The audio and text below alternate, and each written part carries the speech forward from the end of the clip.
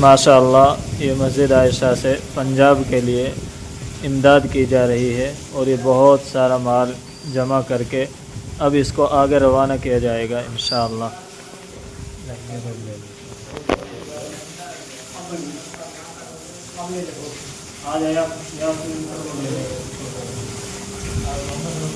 माल कहाँ जा रहा हो? ये पंजाब के लिए। हाँ, पंजाब के लिए जा रहा है। हाँ, जो कुदरत के पानी के कहर की वजह से पंजाब भेजे जा रहा हूँ। आयशा मस्जिद से पहचान का नंगला। माशाअल्लाह, ये पंजाब के लिए हमारे नंगला पहचान कैसे बड़ी इमदाद की जा रही है।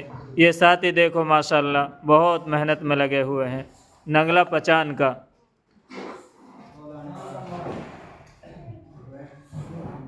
साथी बड़ी खिदमत में लगे हुए हैं माशाअल्लाह। बहुत सी समरी जमा की कर दी गई है और ये बाल्टा भी है, बहुत से सामान हैं। देखो माशाअल्लाह माजूर हमारे भाई बड़ी खिदमत में लगे हुए हैं। देखो भाई माशाअल्लाह बड़ा सामान बड़े शौक़ और ज़ौक़ के साथ साथी ला रहे हैं।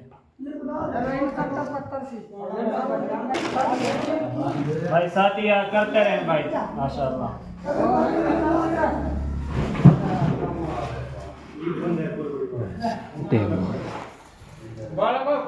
वो अभी 3 कट्टे